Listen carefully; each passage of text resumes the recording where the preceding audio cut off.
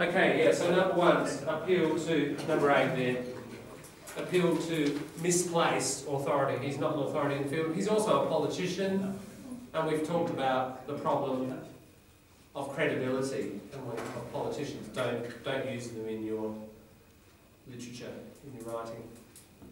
Number 9. Loaded words. Sorry. Number 8. Yeah.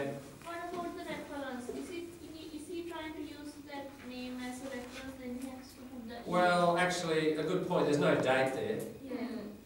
Yeah. Yeah, so it's also missing a date. You can say leader of the Christian Democratic Party. That just explains more who he is. Yeah. Don't have to have that, but you know, in this case, the person's trying to use this person as an authority because he's the leader of this party, but it doesn't really work because it's a misplaced authority. But yeah, there is the date is missing. Even if you were an expert, you need to have your date, wouldn't you? Nile 2011 or whatever. Just on that sort of thing, when you do refer, it should be Nile, not Reverend Fred. So you don't need given names. You don't need titles. Don't worry about Doctor, Professor, Your Most High Excellency, whatever. All those titles, they go in your referencing. Okay, number 9. Loaded words. Loaded words. Lots of them, aren't there? What are you, just as an exercise, which words are very emotionally strong here? Too strong. Us. Adored us, yeah. Brought up us with care. Yeah, it's using this whole emotional. It's a syringe. Yeah, lethal syringe. Lethal syringe. Yeah. A lethal syringe. Sounds like, you know, it's a real killing weapon, isn't it? It's a bit like destroy their baby, lethal syringe. But you know, John, I have a friend, family friend. My friend, his father has trauma, and in the hospital they give him injection, like morphine, High levels. His heart couldn't continue working. Yeah. So this high morphine stopped his life. Yes. Kill him. Yeah. So is this true? In practice in Australia, quite a lot of nurses and doctors use morphine as a way of shortening life. Yeah. Yeah. It gets, you know, it's just still this side of the law. You know, it's given for increased pain. Morphine, I think, Pavel, it's often the case, it increases pneumonia, possibility of pneumonia, and people die from pneumonia or perhaps heart failure or whatever. So nurses, doctors will administer this knowing that, number one, it's relieving pain, but number two, it's going to reduce their life expectancy and High doses of opium will block the breathing center in the brain.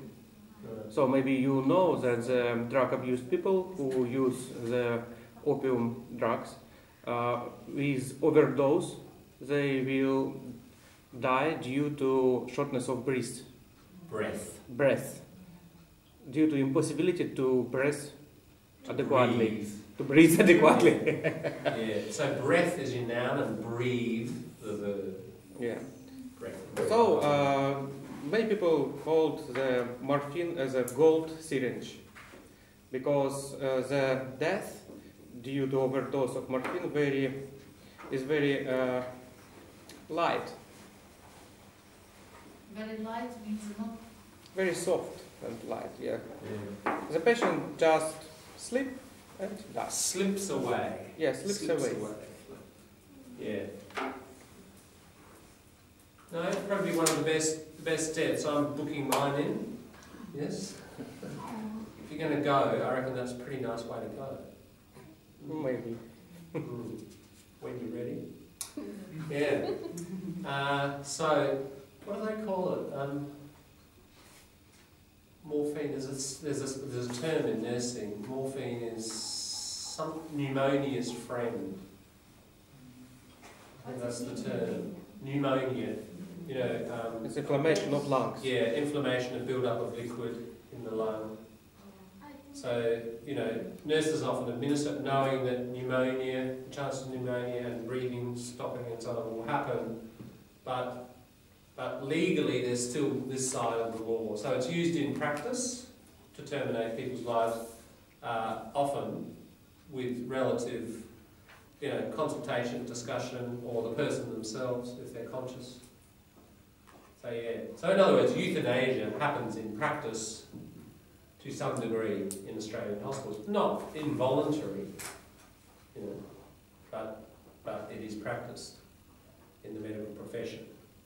But it's very hard if somebody said, okay, you know, you killed my relative by administering morphine. They say, well, we were just managing pain, and the symptoms build up to the point the person died. But it's not, you know, it's hard to attribute direct responsibility to the doses. This is my vague understanding of it. Yeah. So, yeah. Right. There's, you know, the gap between practice and law. It's everywhere, isn't it? And it's in this instance.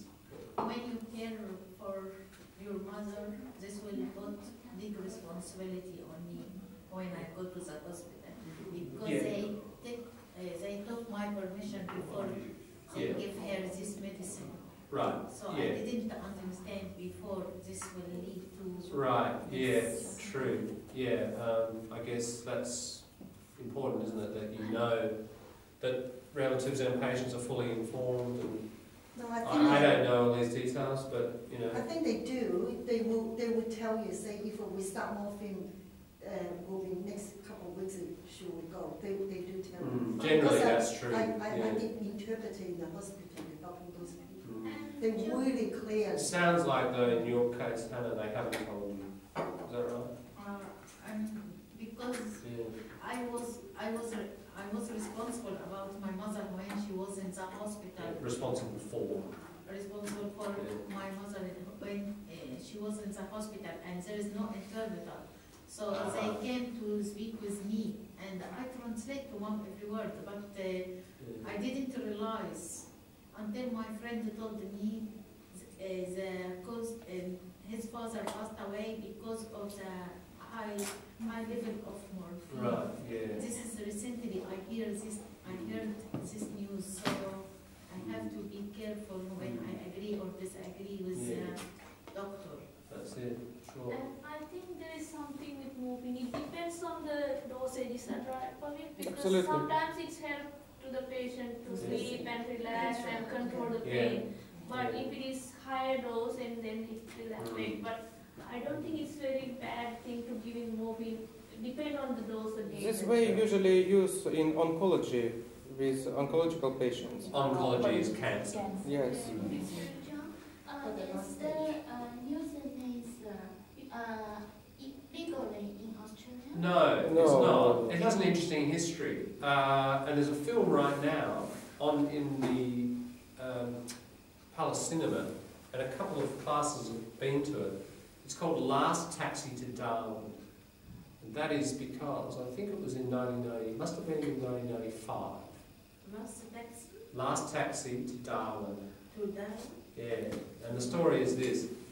In 1995, I think it was just before the Liberals got in, we had the Labor government. Is it based on a true story? And in the Northern Territory, they passed legislation, just in that territory, that euthanasia was legal. It was the first time in Australia. And they had very strict rules on it, like basically you had to have the opinion of something like 3 doctors, and I think it was 3 or 4 psychologists or psychiatrists to basically say you weren't just totally depressed and suicidal. There were many, many checks that you had to go through, but if you finally signed off and said, yes, I'm aware of all this, and I've got a terminal disease and I'm not depressed, or in the opinion of experts, but I still want to terminate my life because of its unpleasantness, then they did that. And you were hooked up to a machine that had a button that you would choose to press, and it would inject you with lethal dose of, I'm not sure what it was, morphine or something. And 4 people used the new law to die.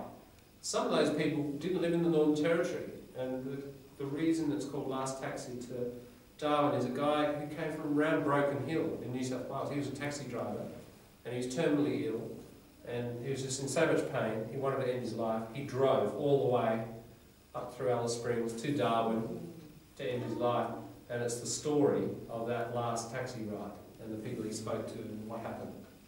So it's a pretty interesting film. I haven't seen it, but a lot of teachers are saying it's a really, really good film.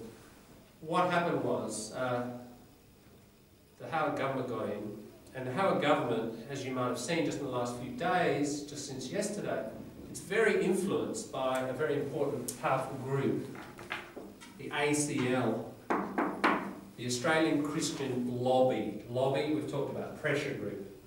They're a very powerful group in Australia. They've got very strong connections with the Liberal Party. Most Liberals are practicing conservative Christians.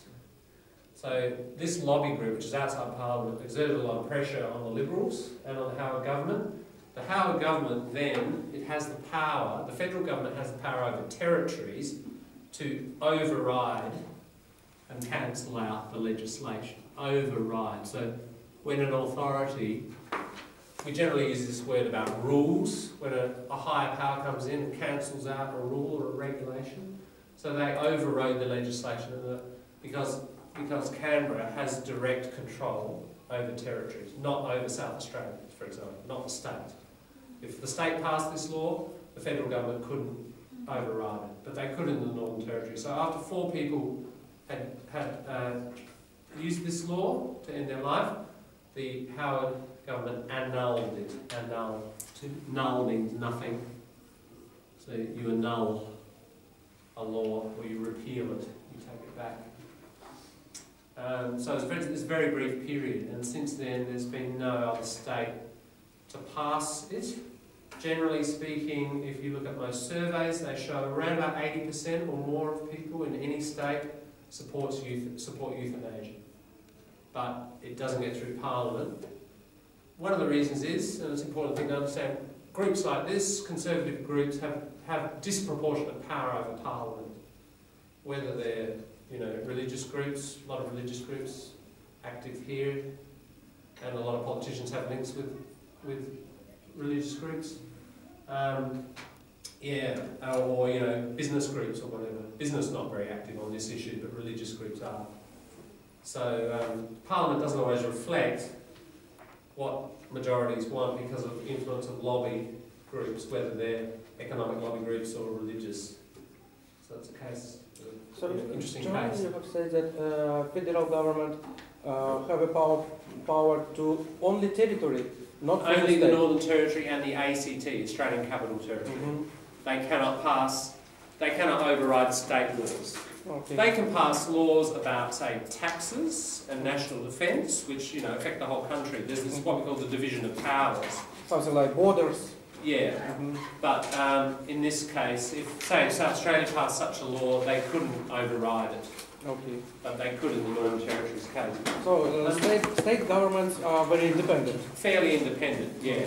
Except what happened in 1901 when they created the nation, the states gave up certain powers to the federal government, like taxation, export and import policies, defence, etc.